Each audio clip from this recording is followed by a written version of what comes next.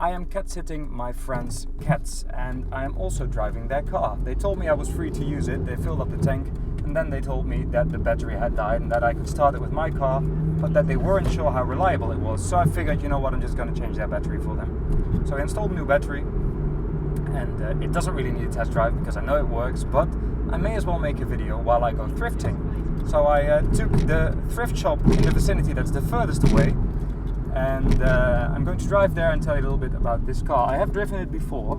It's a Mazda 323F from 2003. It's done 197,000 kilometers, and it's I think the 1.6 model, but I'm not sure. I'm just gonna add that somewhere in the screen. It's a nice car to drive, which surprised me because so far none of the Mazdas I've driven, and they were all 626s and 6s, they didn't appeal to me. They were lazy and sluggish. This one's the opposite. It's a very light car to drive. It's very agile and nimble, quick to respond. I must say this car doesn't do a lot of miles, so it's a bit bitey right now because it's mostly standing still, and cars never get very smooth from standing still. Also, the fact that the battery was empty until 5 minutes ago doesn't help with the onboard computer figuring out what the engine wants. It's always a bit wonky just after a dead battery. But it's waking up, I can tell, and it's getting smoother and smoother. It's got a 5-speed gearbox, of course. It's a semi-luxury model with air conditioning, electric windows. Of course, the camera is on the window that doesn't quite close properly, and electric mirrors. Other than that, it's blue, very pretty, and it's a nice place to be. It's a very Japanese interior. Of course, it's all very cheap plastics, as they are. But then everything does fall to hand nicely, and the travel on all of the buttons feels nice as well. It even has a rear wiper with interval and an on setting, and obviously a washer, which does work. Yep. The wiper does make some interesting noises. Again, you can tell this car doesn't do a lot of miles. Everything sort of needs to wake up. I hear a bearing in the engine compartment, probably the alternator, I'm not sure. And you can just tell that the gearbox hasn't been used. It feels alright, but see, it doesn't want to go into third gear every time. So it is waking up, but just give it some time. And I wish I could drive it more often. I love the seating position, I love the view. Everything is where you hope it would be. And it's just a really nice car to drive. It's quiet. It's not overly woolly when it comes to suspension, but it is quite comfortable. It's never bone-shattering uncomfortable. The seats are surprisingly good for Japanese seats. What I don't like so much is that the gas pedal is a bit much in my direction, if you ask me. I remember this from other Japanese cars, and it does hurt my foot at some point, so I have to make sure I use my toes to accelerate, not my the ball of my foot, because I will keep my foot like so, and it will hurt badly at some point. And I also should put my seat a bit further backwards to further improve that. But that's really all about the interior that I don't like. Other than that, it's just a good place to be and a nice car to drive. I do like the styling. I don't think it's an ugly car. It's not exactly exciting, but I wouldn't mind driving it myself, especially in this color. There are a few things about it that are not quite right. For instance, I know it's on 3 different tires, so 2 are the same. I think the front ones and the rear ones are different, and you can just tell. It just wants to steer right slightly more than it wants to steer left. It doesn't pull to either side, but when you steer, you notice it just wants to go back to the left every time. It wants to center more counterclockwise than clockwise, mainly. I know the clutch has been replaced, and you can tell because it's very light, but it grips nicely. It's really reassuring. The whole car feels really reassuring. It's the kind of car that you just drive off in like you drive it every day. It's also quite quick. I don't know how many brake horsepower. I would say somewhere around the 100 to 110 mark, but I will look that up as well. I will do a small acceleration test, obviously, but so far it's been quite busy. I don't know these roads very well. This is not where I live, so it's not ideal for testing, but you know, I'm driving it now, so I may as well make a video.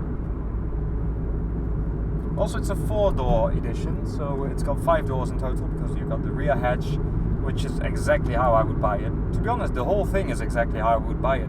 The only reason I wouldn't buy this car as my next car is rust. Rear wheel arches, in the engine compartment there's a lot of rust going on.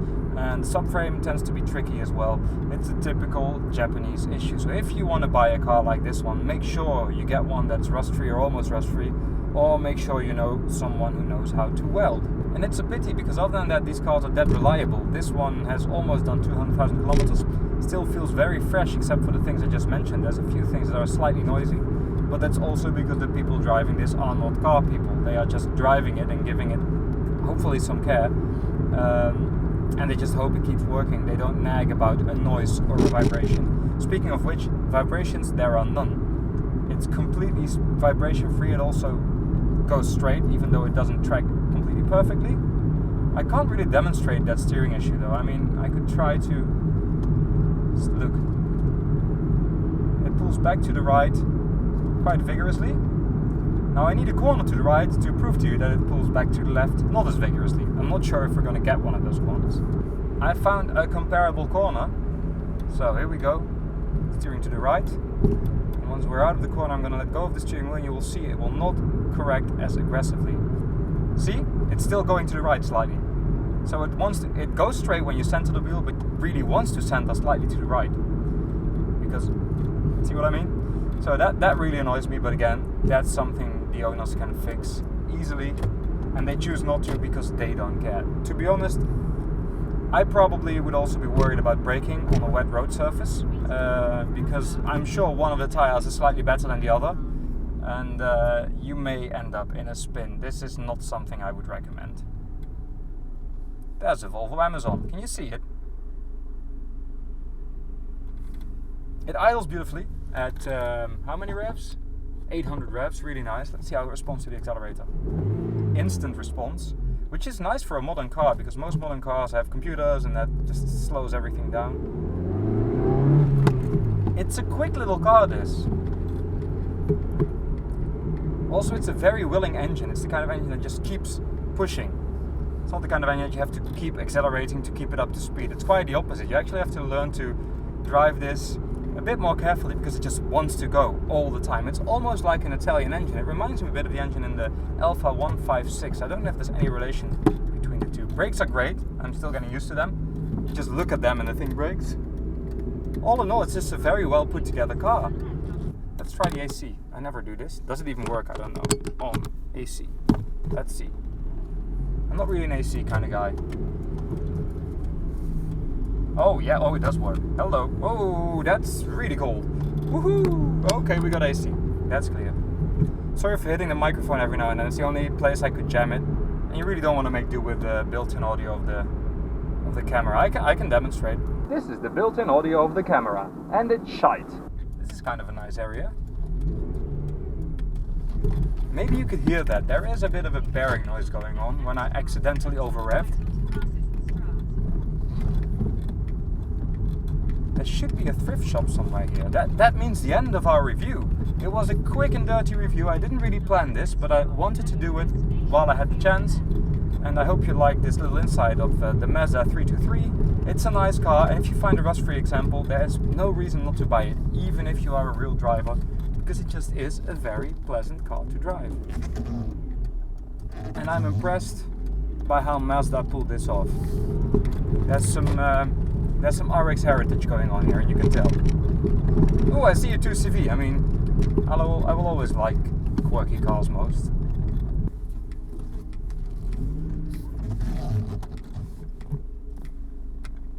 Oh, I would also like to point out, as I'm parking, visibility for a car this age is pretty good.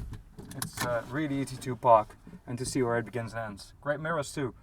You know what? I'm liking this car. I'm gonna see if my Volvo ever dies. It's probably not gonna anytime soon. I'm gonna see if I can find a rust-free example or an almost rust-free example of this so I can drive it for a few years, because I would thoroughly enjoy this, both for city rides and long distance. It's just a well put together thing. Well done, Mazda. I am impressed. I'm giving this one a solid 8. I'm just gonna give them scores now. Solid 8 for the Mazda 323.